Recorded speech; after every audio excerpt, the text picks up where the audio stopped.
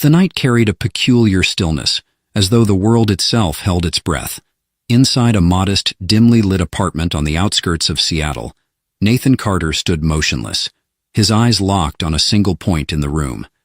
His small, unassuming living space had always felt predictable, a safe retreat from the chaos of the outside world.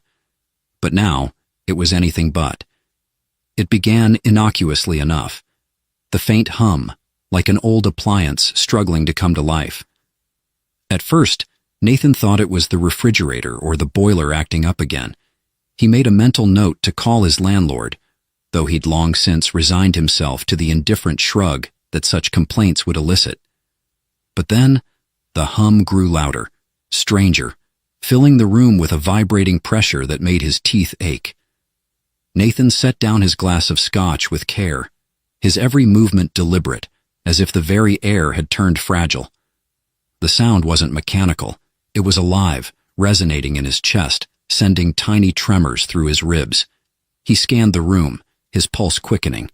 The table lamp flickered once, twice, then dimmed completely. Power surge, he muttered to himself, his voice a weak attempt at normalcy. But even as he said it, he knew it wasn't true. In the center of the room, the hum reached a crescendo, and then something impossible happened. The air itself seemed to ripple, as though reality had become a pond, disturbed by an invisible stone. A circle began to form, its edges outlined in brilliant blue light, swirling and churning like a vortex carved into space itself. Nathan stumbled back, his knees colliding with the edge of the coffee table. "What the hell?" he started, but his voice died in his throat as the circle expanded, its light casting eerie, dancing shadows across the walls. It wasn't just light. The thing was a portal, a shimmering gateway to somewhere else. The portal's surface shimmered like liquid mercury, its swirling patterns mesmerizing and alien.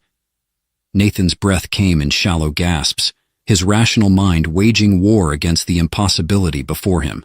He told himself to run, to flee the apartment and leave whatever this was behind, but his body refused to obey.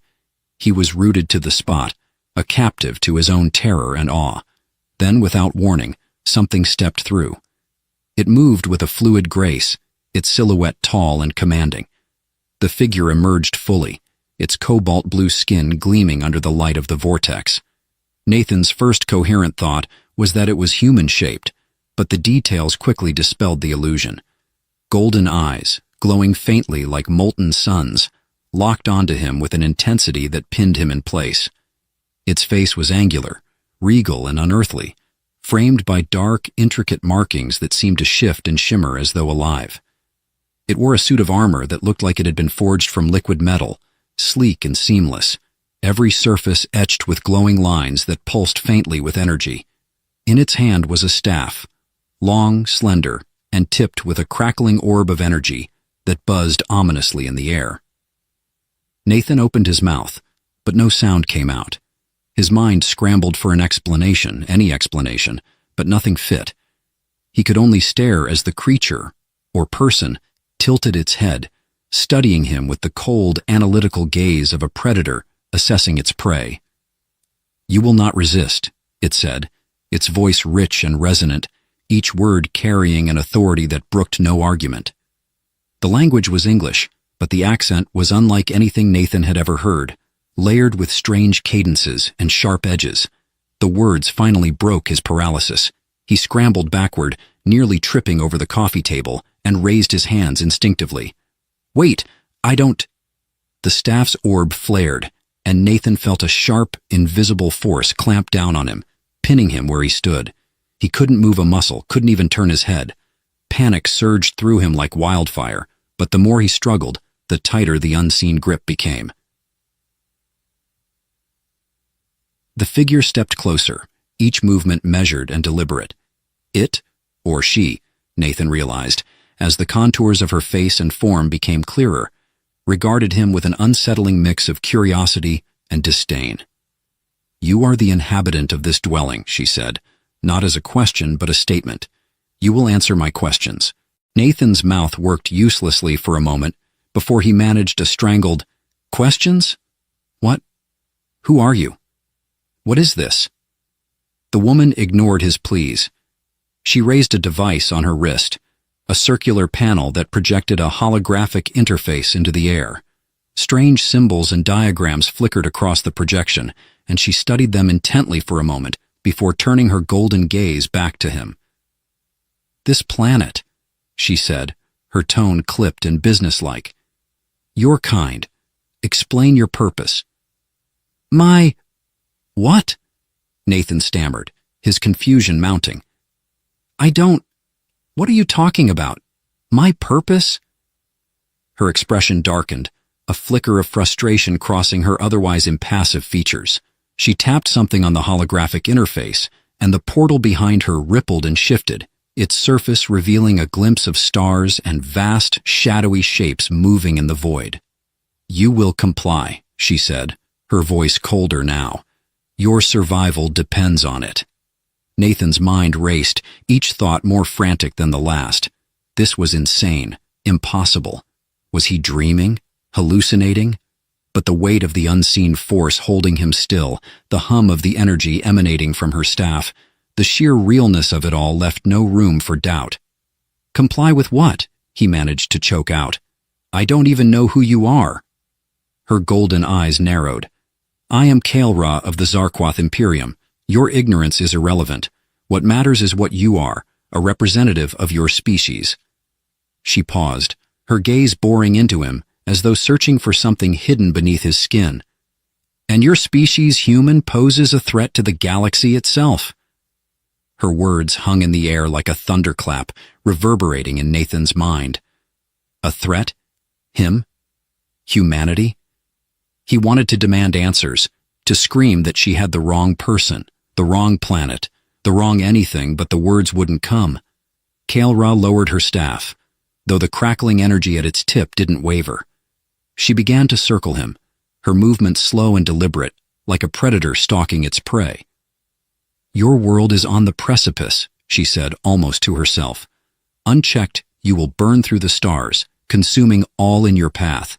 I have seen what your kind will become, and I am here to ensure that it never happens."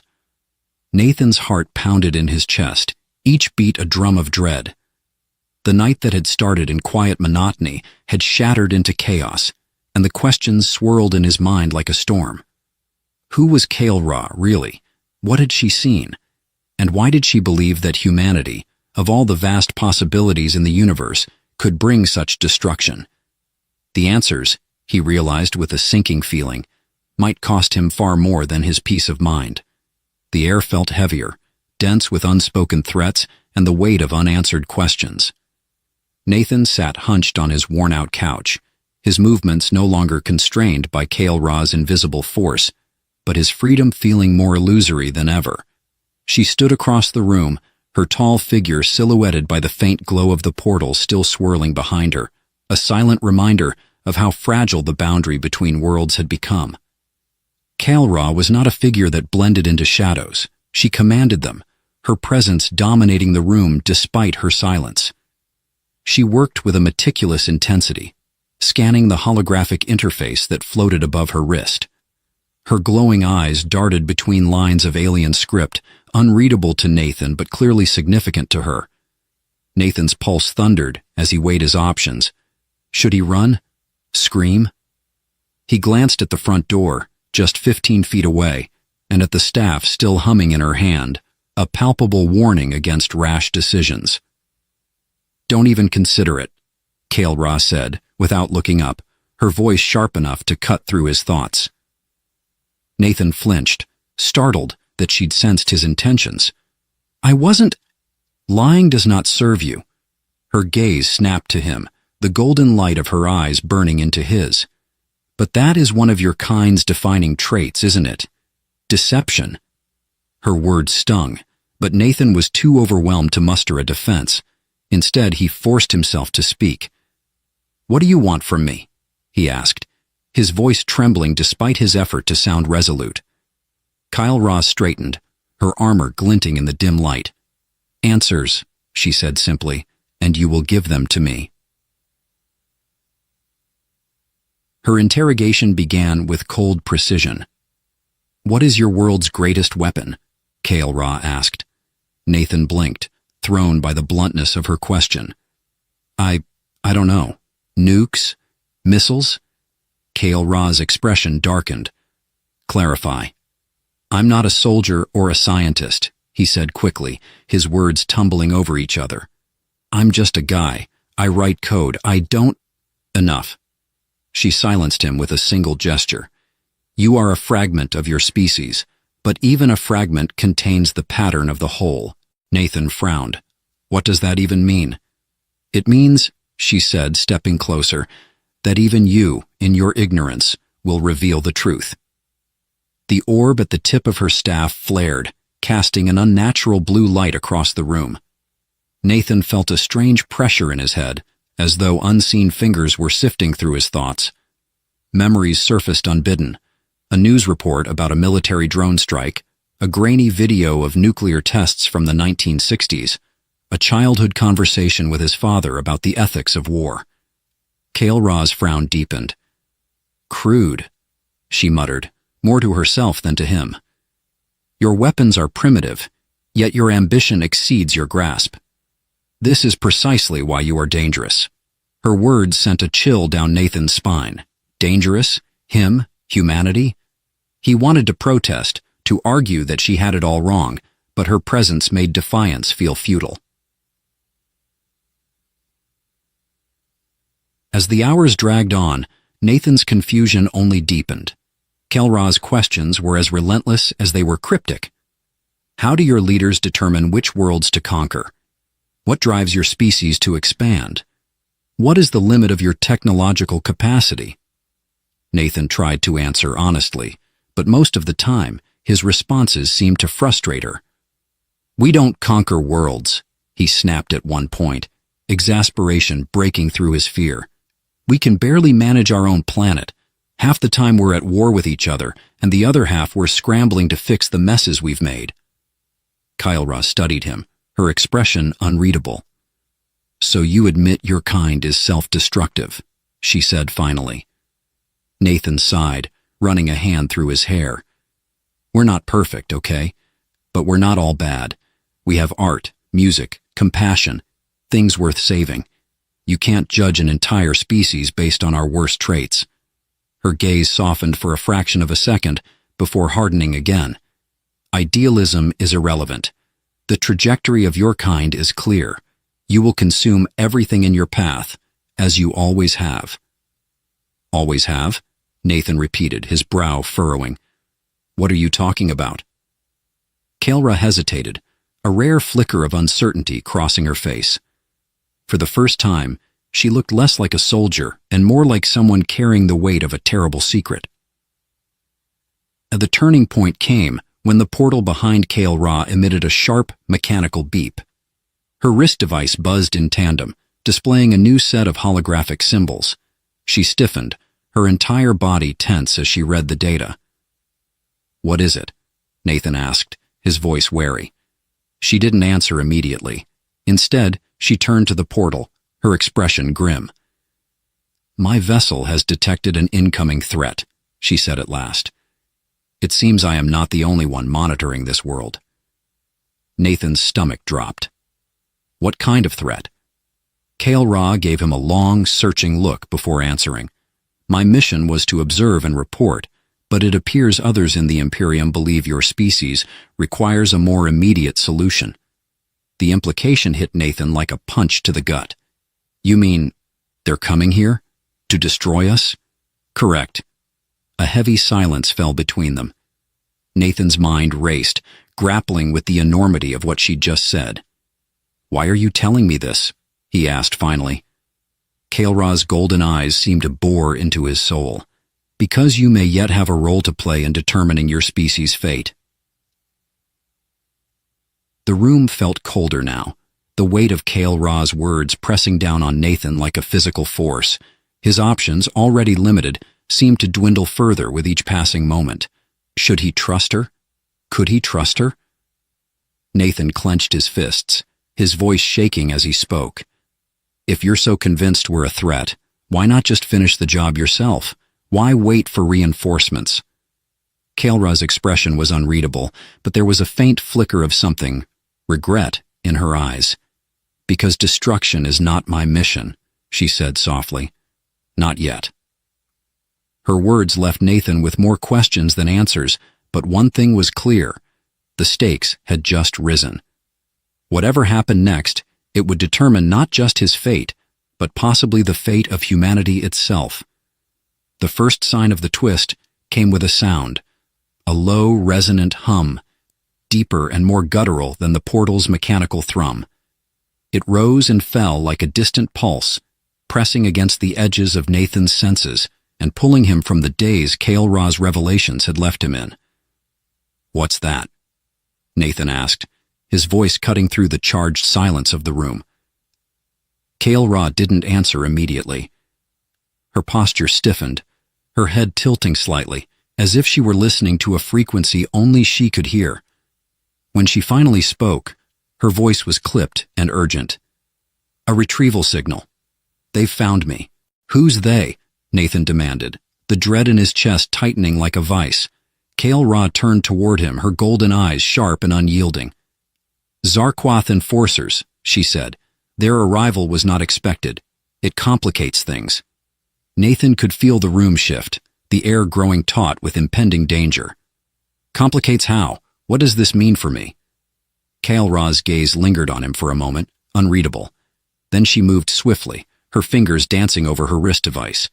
The portal flickered, its vibrant blue light dimming as the surface shimmered with static interference. "It means I can no longer afford to act alone. If they reach this place, your life will be forfeit. And with it, my mission." Before Nathan could process her words, the room was rocked by a sudden, jarring vibration. The hum outside swelled into a roar as an explosion of light and sound erupted beyond the apartment walls. The windows rattled violently, and a series of sharp cracks splintered the air. Nathan stumbled back, shielding his face from the flying shards of glass as the apartment plunged into chaos. "What the hell is happening?" he shouted, his voice barely audible over the cacophony. Kaelra spun toward the shattered window, her staff raised and crackling with energy. "They're breaching the perimeter," she said, her tone grim. "They won't take prisoners." Nathan's heart hammered in his chest. "You're the one they're after. Why are you dragging me into this?" Kaelra didn't answer. Instead, she crossed the room in long, purposeful strides and grabbed his arm with a grip that was both firm and surprisingly warm. "You are part of this now," she said, "whether you wish to be or not." She pulled Nathan toward the center of the room, her wrist device flashing as she tapped a sequence into its holographic display. The portal behind her began to stabilize, its swirling surface regaining clarity. "You will come with me," she said, her voice leaving no room for argument. Nathan yanked his arm free, his panic giving way to defiance. "Go where?" "Through that thing? No way! I'm not stepping into whatever nightmare this is." Kaelra's expression hardened. "If you stay here, you will die," she said bluntly. As if to underscore her point, another explosion shook the building. This time it was closer, the force of it knocking Nathan off balance. He caught himself against the coffee table, his pulse pounding in his ears. Through the jagged remains of the window, he could see faint shapes moving in the smoke-filled sky. Sleek, metallic craft, hovering with a predatory grace, their lights scanning the ground below.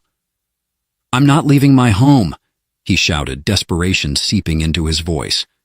Kaelra knelt beside him, her golden eyes locking onto his. For a moment, the alien warrior who had interrogated him with such cold detachment was gone, replaced by something more human. "Your home is no longer safe," she said quietly, "but I swear to you, I will ensure your survival." Nathan stared at her, torn between disbelief and the undeniable truth of her words. The sounds of destruction outside grew louder, closer. Whoever these enforcers were, they weren't waiting for an invitation. The choice was made for him when the front door was blown off its hinges. The force of the blast sent Nathan sprawling, his ears ringing as a wave of heat and debris washed over him. When he looked up, his vision blurred. He saw figures stepping through the smoke, a trio of armored beings, their forms sleek and angular, their movements unnervingly precise. Their armor gleamed black and silver, etched with the same glowing lines that adorned Kale Ra's suit, though theirs pulsed with a menacing red hue. They carried weapons unlike anything Nathan had ever seen, long rifle-like devices that crackled with energy, their barrels glowing faintly as they scanned the room. Kale Ra was already in motion. She raised her staff, and the orb at its tip flared to life, releasing a surge of energy that struck the nearest enforcer with a deafening crack. The force of the blast sent the enforcer flying, its armor sparking as it slammed into the wall. "Move!" Kale Ra barked at Nathan, her voice cutting through his stunned paralysis. Nathan scrambled to his feet, his instincts screaming at him to run, but the only way out was through the portal. With no time to think, he followed Kale Ra as she backpedaled toward it, her staff firing pulses of energy that kept the remaining enforcers at bay. The portal loomed before him, its surface swirling like liquid light.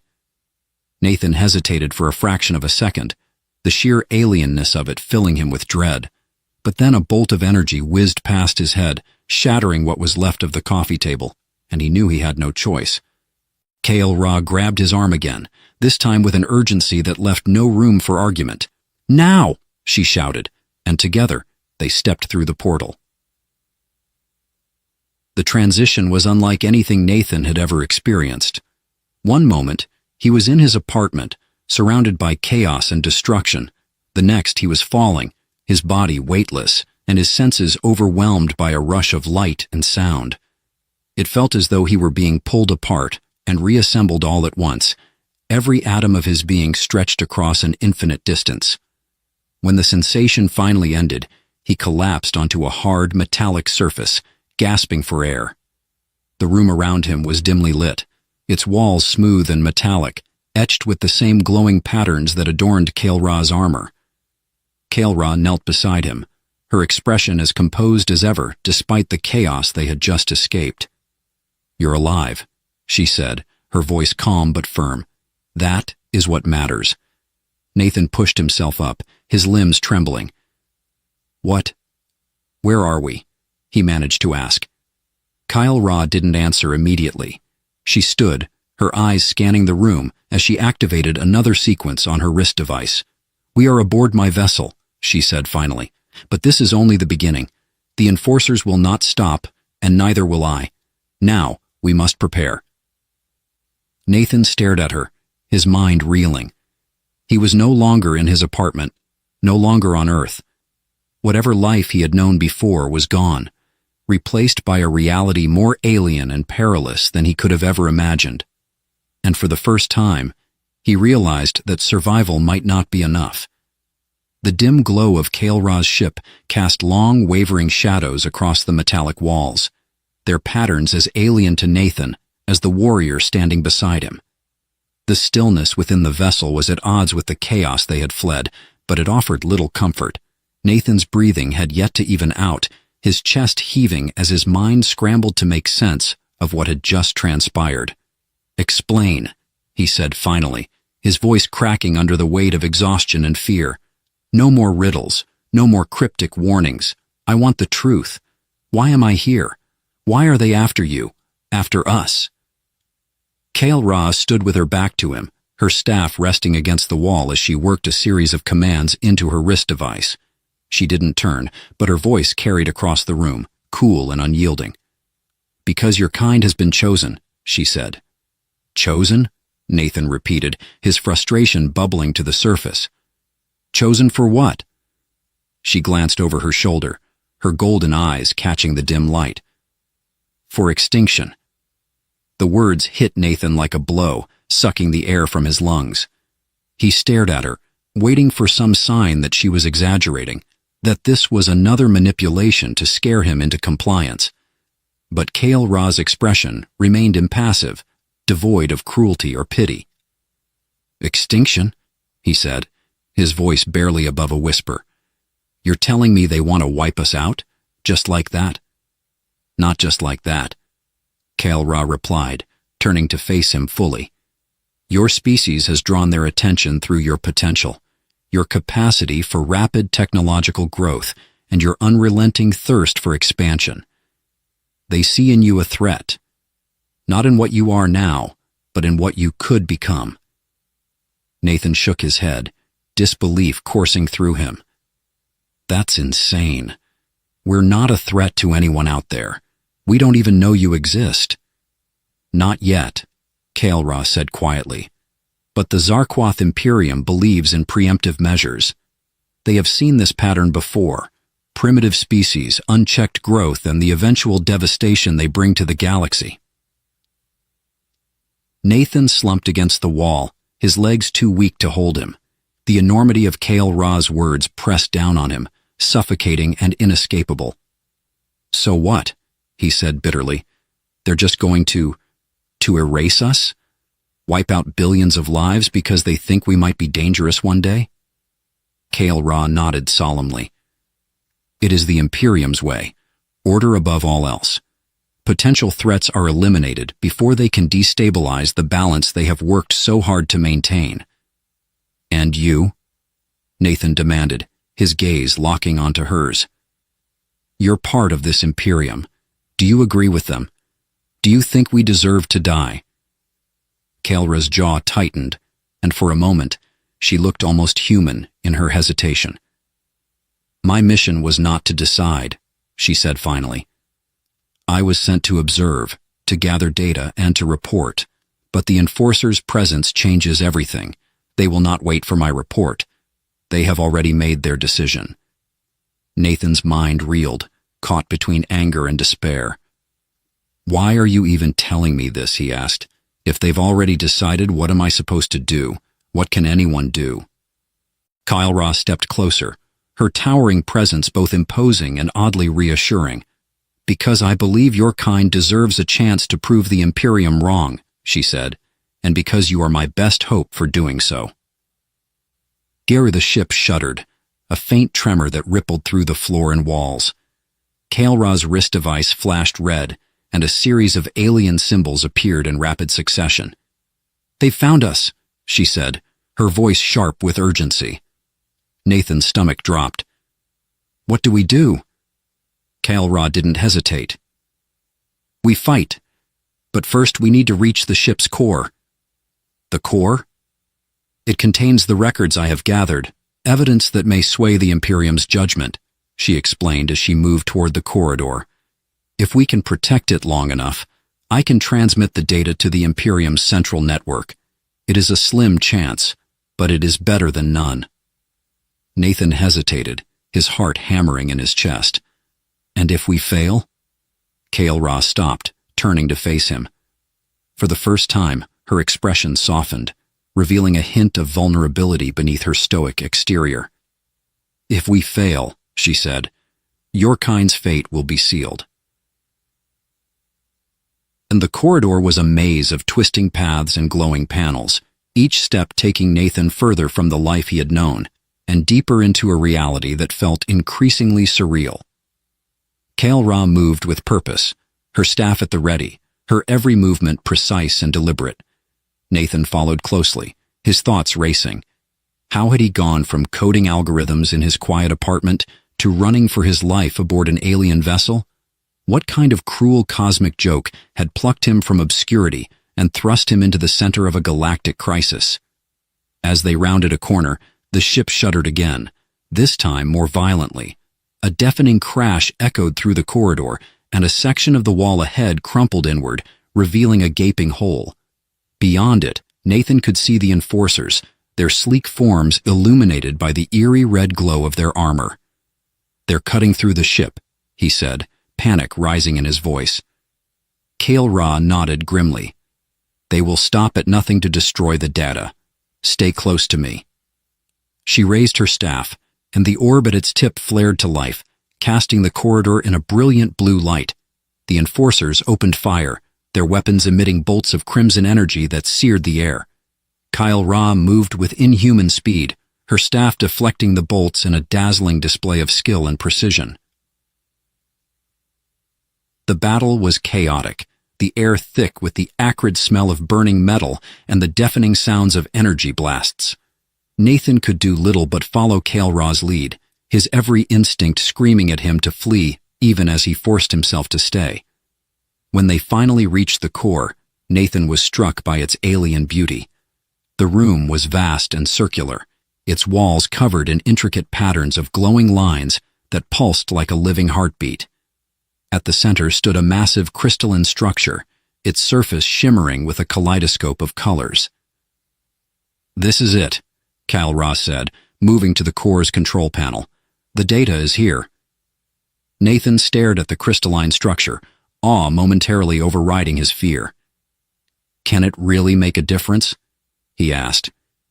Kael'ra's hands moved swiftly over the controls, her expression focused. "It is the only chance we have." But before she could finish, the enforcers burst into the room, their weapons raised and their red eyes glowing with cold determination. Kael'ra turned to Nathan, her voice urgent. "The transmission will take time. I need you to hold them off." Nathan's eyes widened. "Me? How? I don't even have a weapon." Kael'ra pressed a button on her staff, and the orb detached, transforming into a smaller handheld device that emitted a faint hum. She handed it to Nathan, her gaze steady. "You do now." Nathan swallowed hard, the weight of the device in his hand feeling heavier than it should. As the enforcers advanced, he realized there was no turning back. For the first time in his life, he would have to fight, not just for himself, but for humanity. The room was a maelstrom of chaos, the crystalline core casting fragmented light across the walls as it pulsed in time with Kael'ra's hurried commands. The enforcers advanced with unrelenting precision, their weapons firing bursts of crimson energy that seared the air. Nathan crouched behind a console, gripping the alien device Kael'ra had given him, his palms slick with sweat. "You must keep them back," Kael'ra shouted, her voice rising above the din. Nathan's heart thundered in his chest. He barely understood the weapon in his hands, let alone how to use it effectively. But there was no time for hesitation. He raised the device, aiming at the nearest enforcer, and squeezed the trigger-like mechanism. A brilliant arc of blue energy erupted from the device, striking the enforcer square in the chest. The impact sent the armored figure sprawling, its weapon clattering to the floor. Nathan stared in stunned disbelief, the hum of the weapon vibrating through his arms. "Again!" Kael'ra commanded, her tone sharp with urgency.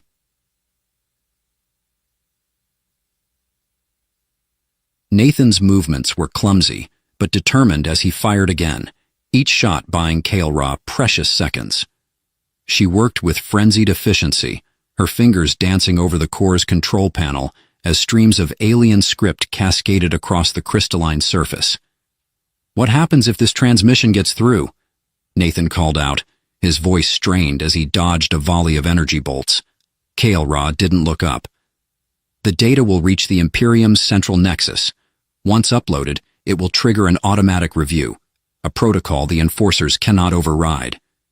"And they'll stop the extermination?" Kael'ra hesitated, her focus never wavering from the controls. "If the evidence is compelling enough, they may reconsider. But the decision will not be immediate. This is only the beginning of the fight." Nathan ducked as a blast struck the console beside him, sparks flying in all directions.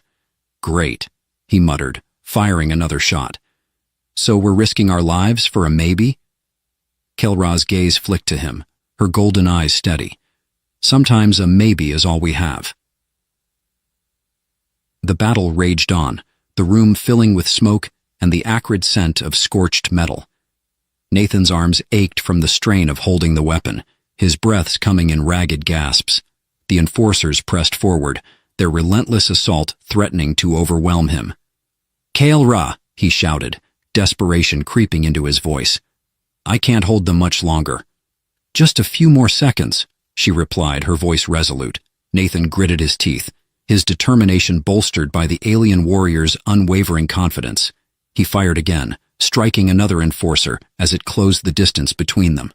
The device in his hands grew hot, its hum turning to a sharp whine. Kael'ra? I think this thing's about to—" Before he could finish, the weapon sputtered and fell silent, its glow fading. Nathan stared at it in disbelief. "It's dead!" he shouted, panic surging.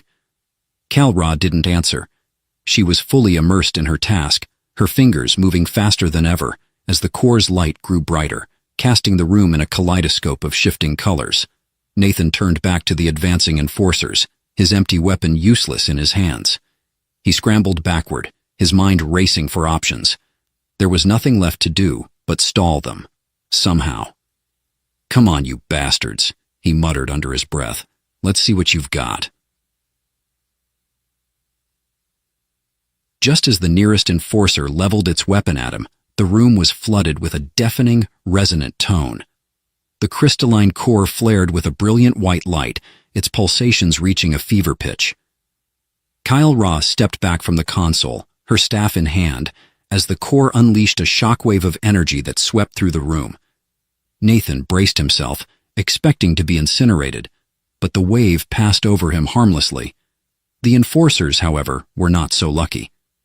Their armor sparked and crackled as the wave disrupted their systems, sending them crashing to the floor. "What just happened?" Nathan asked, his voice trembling. "The transmission is complete," Kalra said, her tone calm but laced with exhaustion, "and the enforcer's systems have been neutralized, for now." Nathan let out a shaky laugh, relief washing over him. "So, we did it?" Kalra's expression remained grave. "We bought time, but this is far from over." The journey back to Earth was quiet, the adrenaline that had sustained them now replaced by a heavy contemplative silence. Kalra piloted the ship with practiced ease, her focus unwavering despite the toll the mission had taken.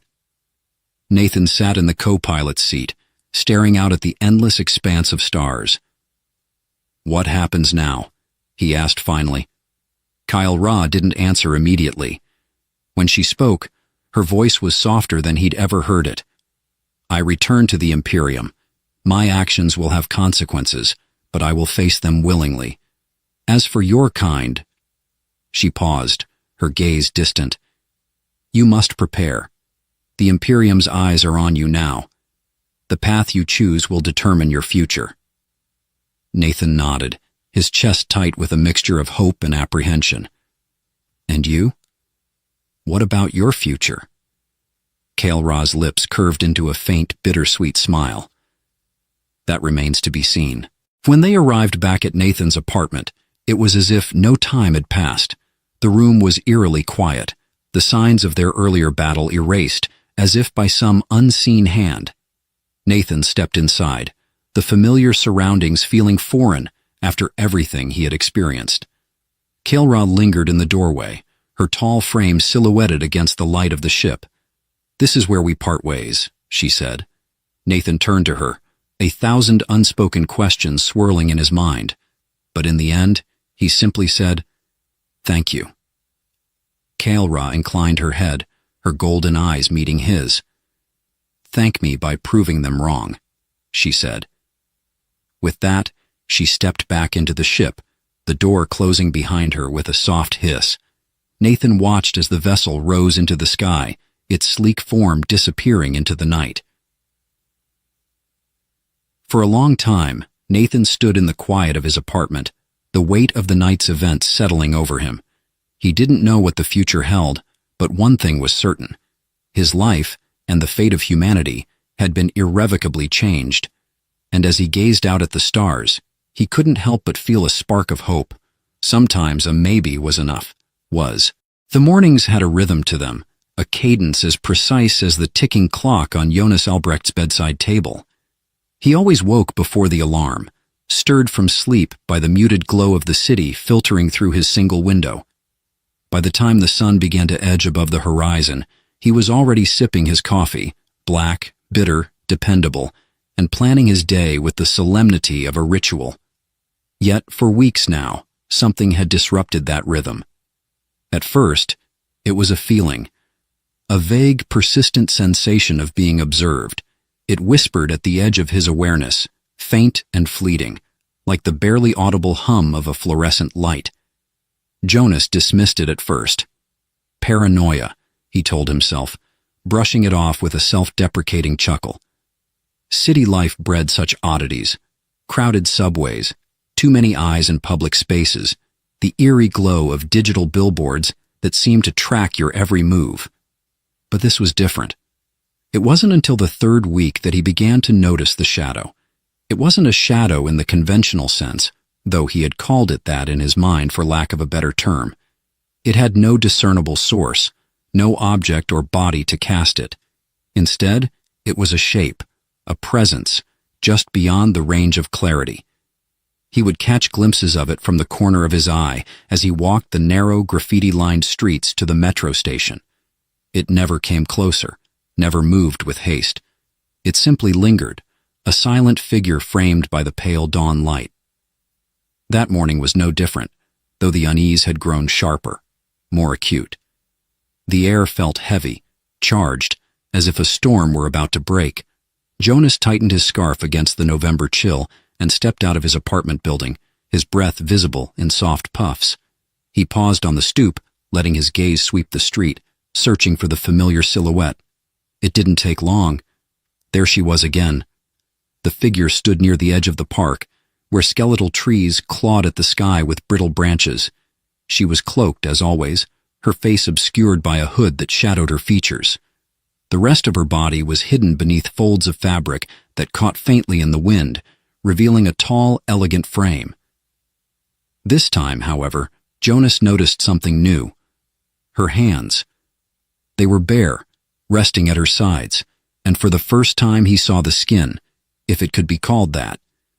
It shimmered faintly, a metallic blue that caught the light and refracted it like polished glass. His breath hitched. It was not human skin. It couldn't be. He turned away abruptly, his heart pounding in his chest. For weeks he had wondered, speculated, even dismissed the figure as an eccentric, a lost soul wandering the streets of a city that tolerated oddities. But this was different.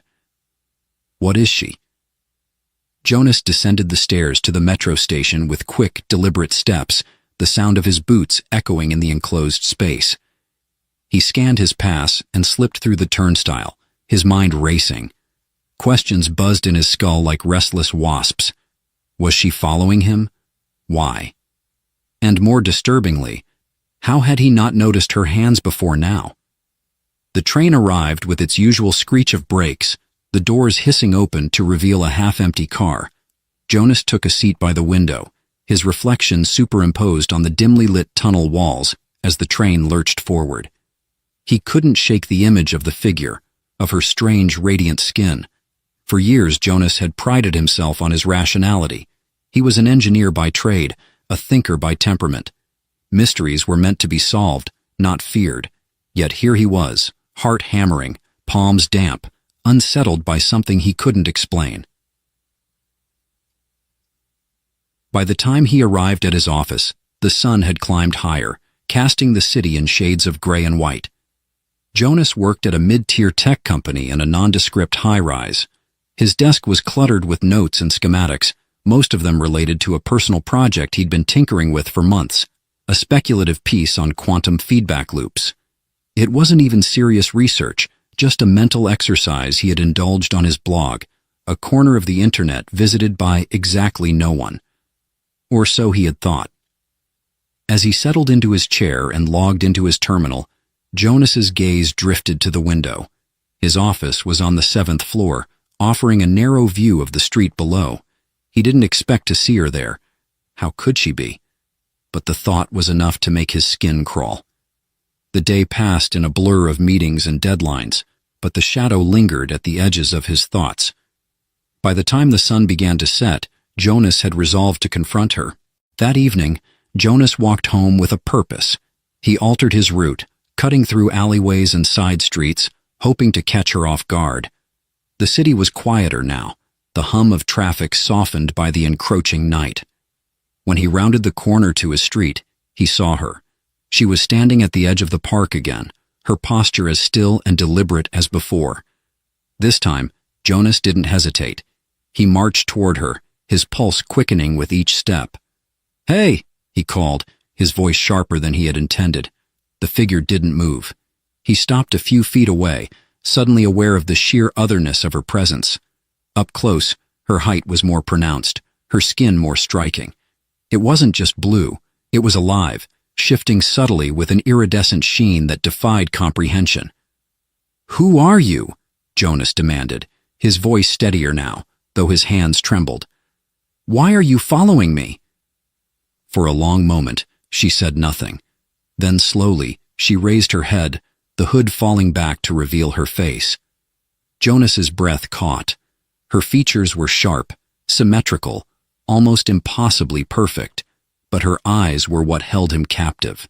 They were silver, like molten metal, and they seemed to see through him, peeling back layers of his thoughts with ease. "I've been waiting," she said, her voice a melody of tones that made his chest tighten. "You don't understand yet, but you will." Jonas stared, his mind reeling. Waiting? For what? And then she was gone, her form dissolving into the shadows, as if she had never been there at all. Jonas stood in the empty street, his thoughts a whirlpool of confusion and fear. The words she had spoken echoed in his mind, an ominous refrain that refused to be silenced. "You don't understand yet, but you will." And for the first time in years, Jonas Albrecht felt truly, utterly out of his depth. The following morning arrived heavy with fog, the kind that smothered sound and turned the familiar streets of the city into a muted, colorless dreamscape.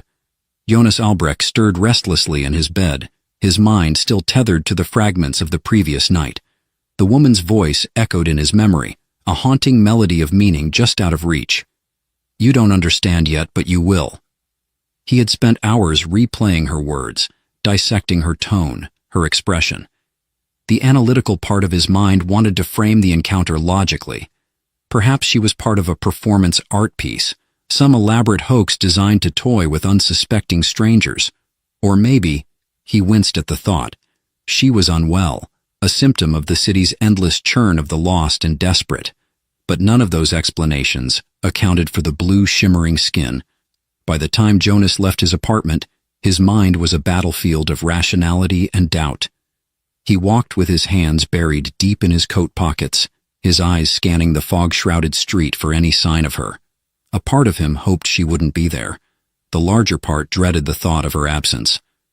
The park loomed ahead, its skeletal trees barely visible through the haze. He quickened his pace, his breath puffing in shallow clouds.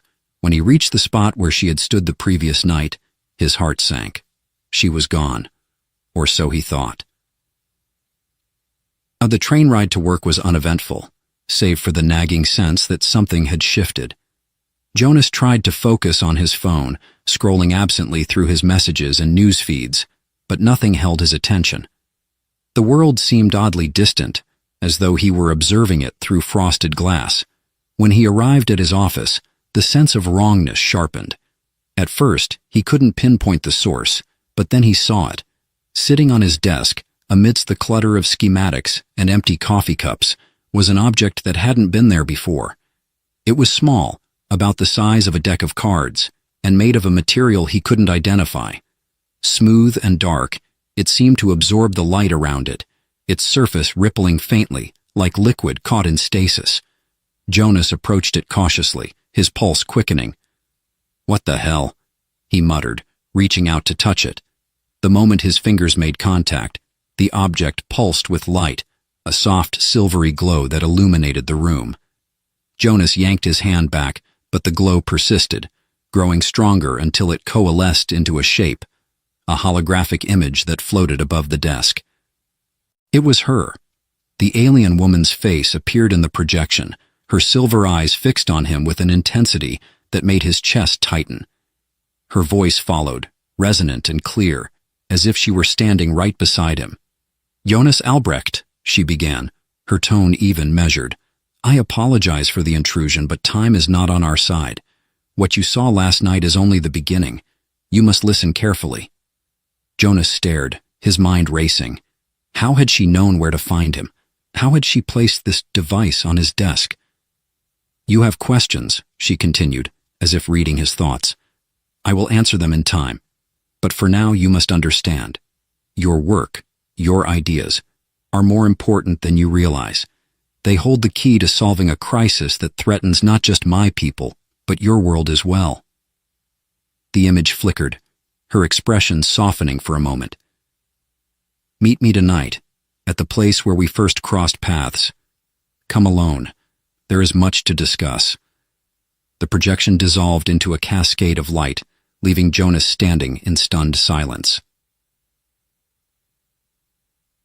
The rest of the day passed in a blur, his thoughts consumed by the message. He tried to focus on his tasks, but every click of his keyboard, every passing conversation, felt distant, irrelevant. By the time evening arrived, he had made his decision.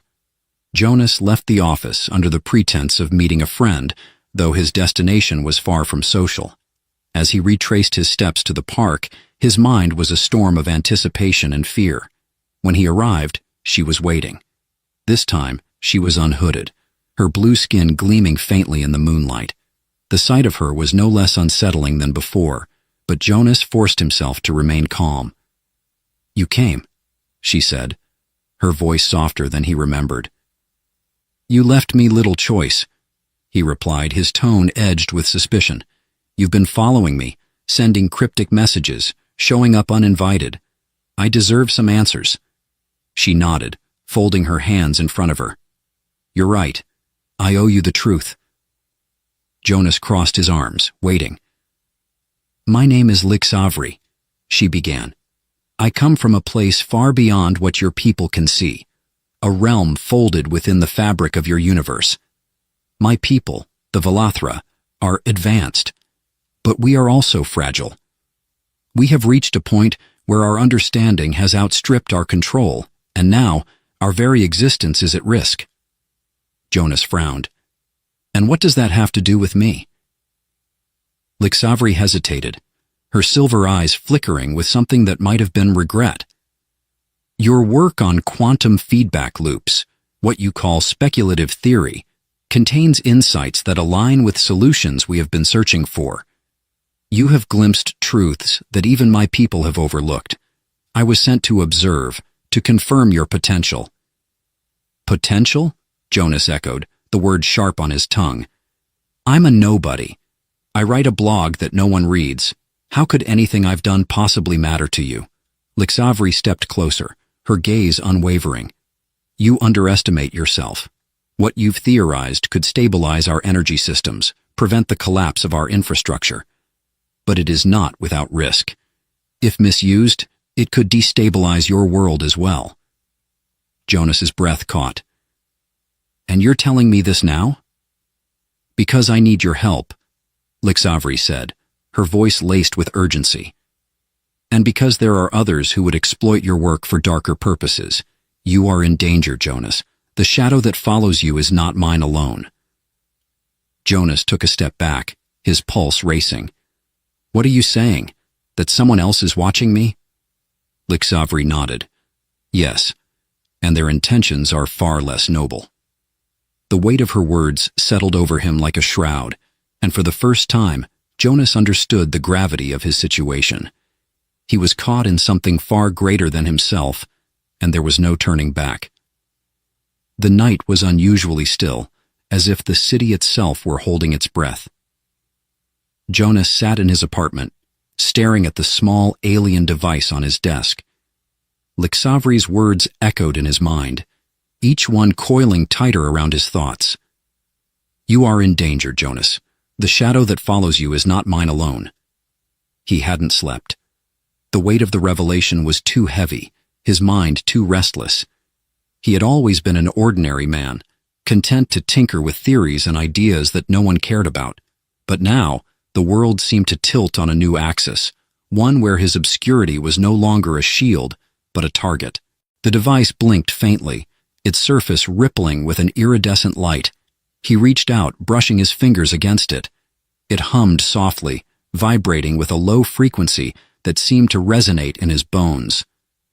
"Enough," Jonas muttered, standing abruptly. He grabbed his coat and headed for the door. The park was quiet, bathed in the silver light of a waning moon. Lixavri was waiting for him again, her tall, graceful form blending into the shadows like a wraith.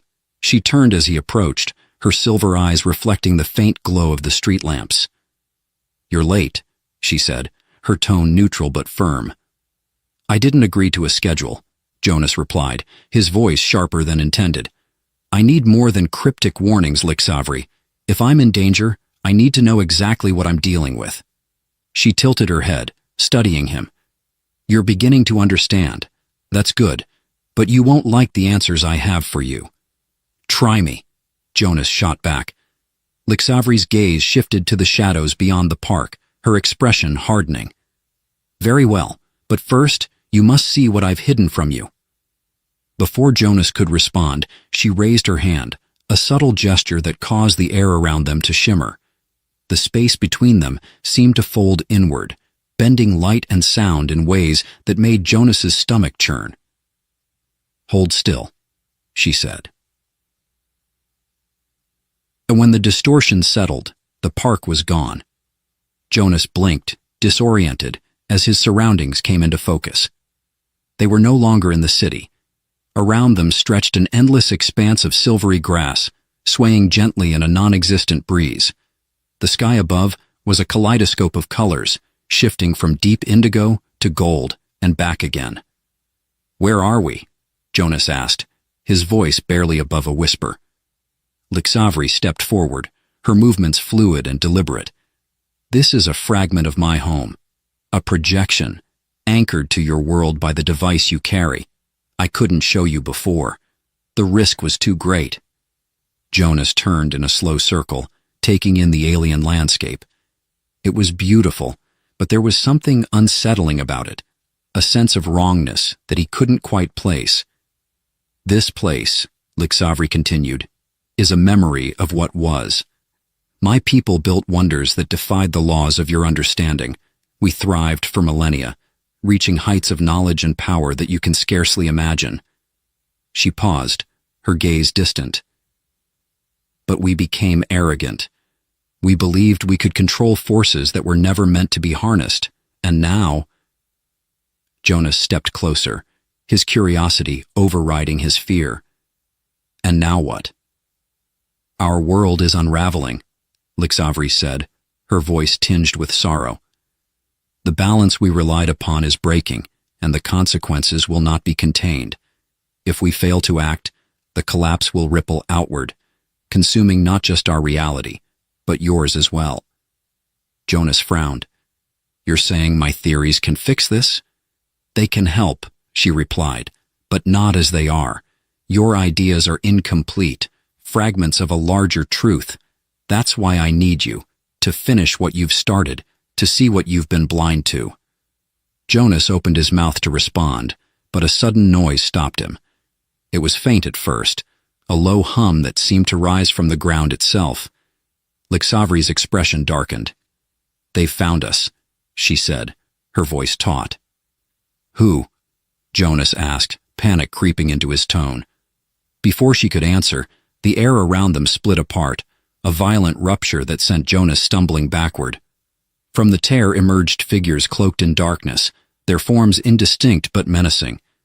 They moved with unnatural grace, their edges flickering like static. "Run!" Lixavri commanded, stepping between Jonas and the intruders. "What? No! Run!" The force of her voice sent him reeling.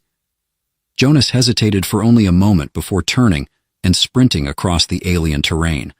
The silvery grass parted beneath his feet, the kaleidoscope sky blurring above him. Behind him, he heard the clash of energies, the unmistakable sound of a battle unfolding. He didn't stop until the landscape began to dissolve, the projection fading as abruptly as it had appeared. Jonas stumbled, falling to his knees as he found himself back in the park. His breath came in ragged gasps, his heart pounding in his chest. Lixavri appeared moments later, her movements slower, more deliberate. She was injured, a faint crack running along her arm like shattered glass. "They won't stop," she said, her voice strained. "You've seen too much. They'll come for you now." "Who are they?" Jonas demanded, his frustration boiling over. "What do they want?" "They are scavengers," Lixavri said, her silver eyes meeting his. "Remnants of a world long lost, desperate to survive. They seek what you have.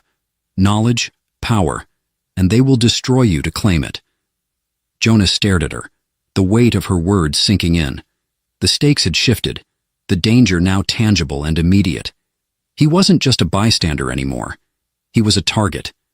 And the shadow that had been following him was only the beginning. The air in Jonas's apartment felt heavier than usual, charged with the weight of recent events. He sat at his desk, staring at the alien device that had become an anchor to his unraveling life. Its surface pulsed faintly, like the slow beat of a heart, each glow a reminder of Lixavri's urgency and the shadows that pursued him. He hadn't spoken since they returned from the fractured memory of her home.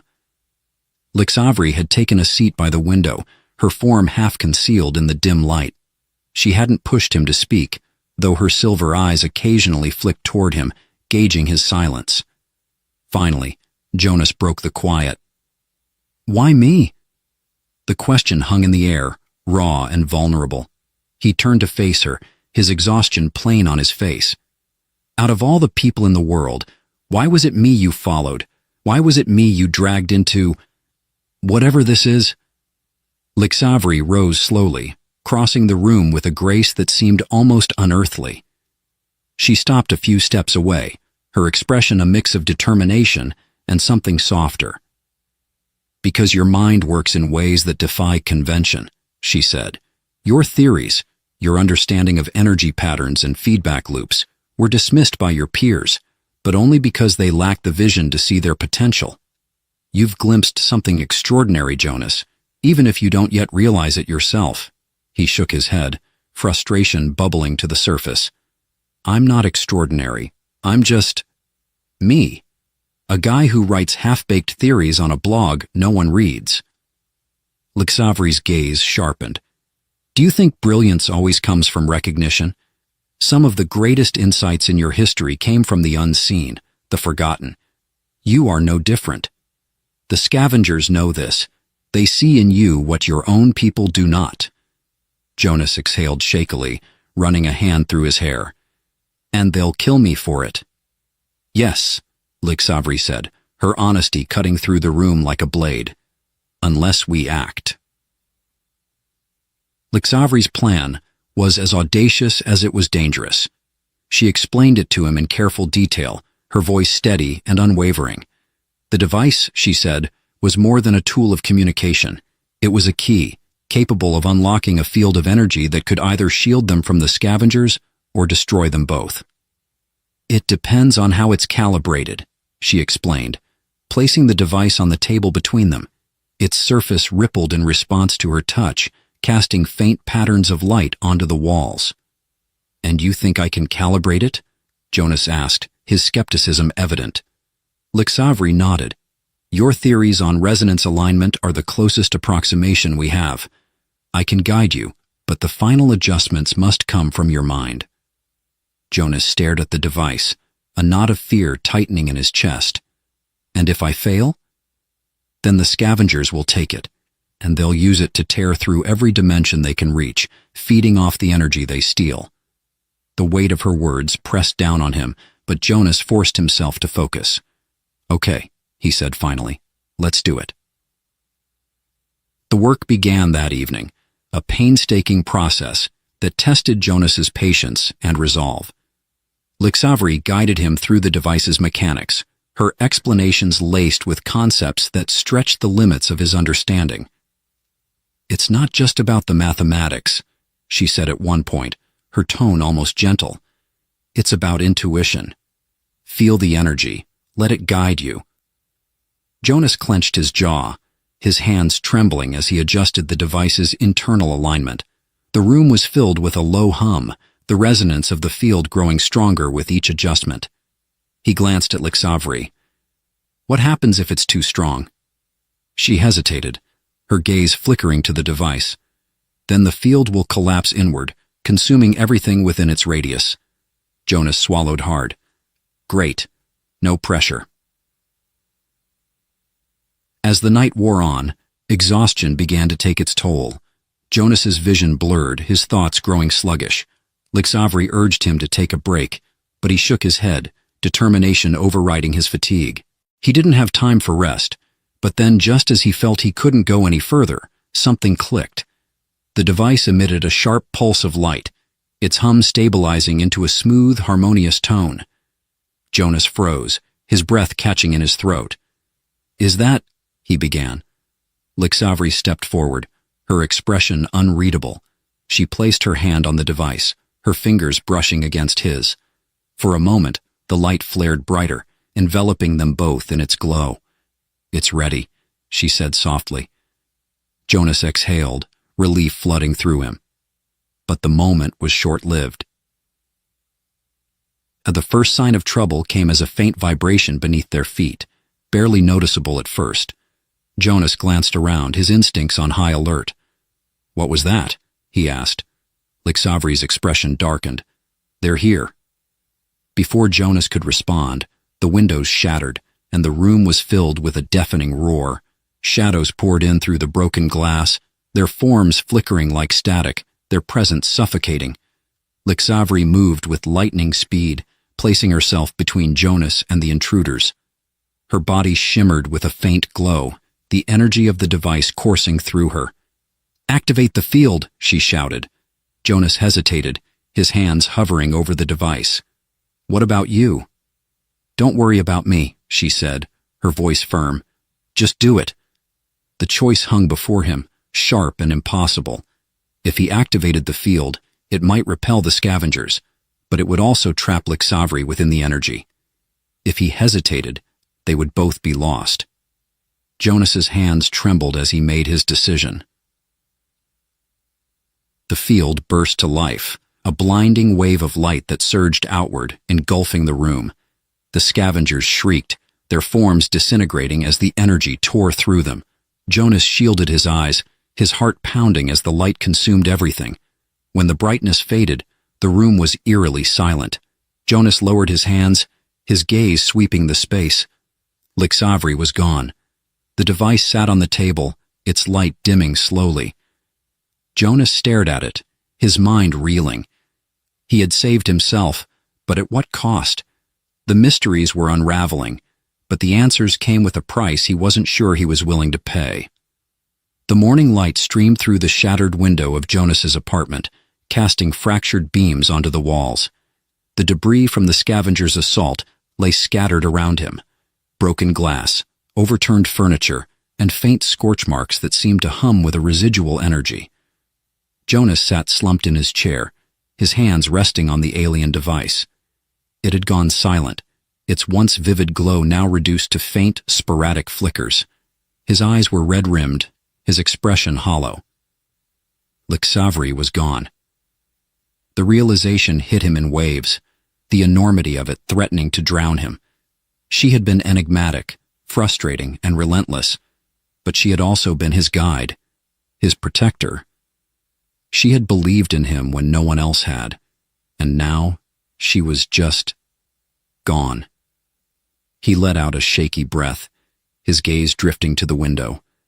Outside, the city moved on as if nothing had happened.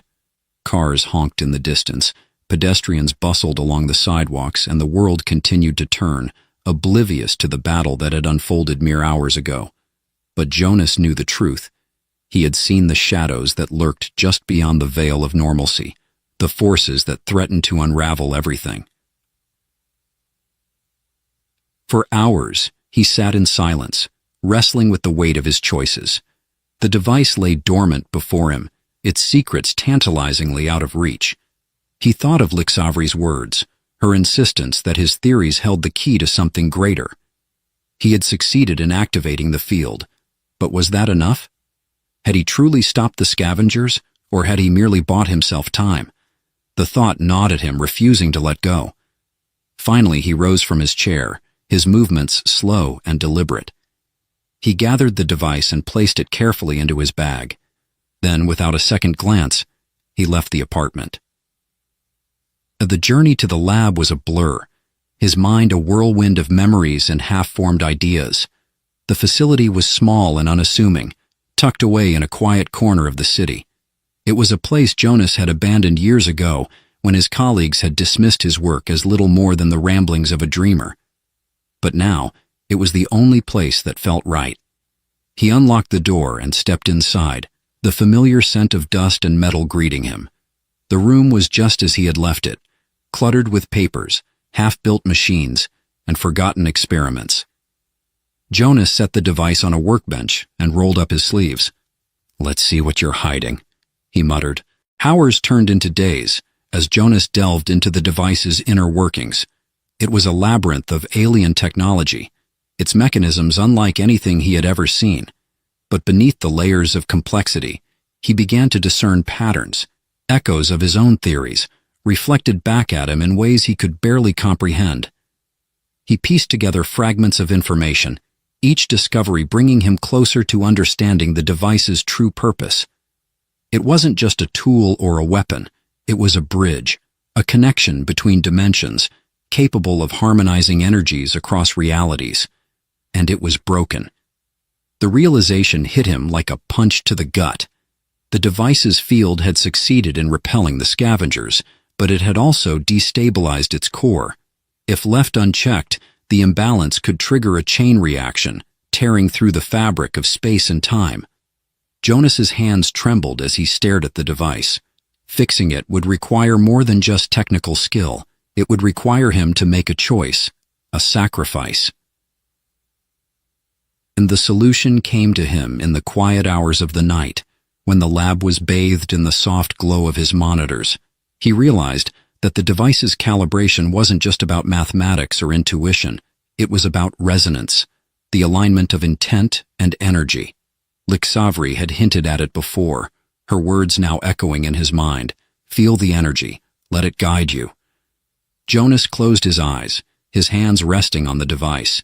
He allowed his thoughts to quiet, his focus narrowing to the faint hum beneath his fingertips. Slowly, he began to make adjustments, his movements deliberate and precise. The device responded, its glow intensifying as the field stabilized. Jonas felt a surge of hope, but it was tempered by a grim realization. To complete the process, he would have to anchor the device's energy to a living consciousness, and he was the only one left. The final moments were a blur of light and sound, the device's energy enveloping him in a cocoon of warmth and brilliance. Jonas felt his mind expand, his thoughts merging with the machine as it reached out across dimensions. He saw glimpses of Lixavri's world, its beauty and its decay. He saw the scavengers, scattered and weakened, retreating into the void.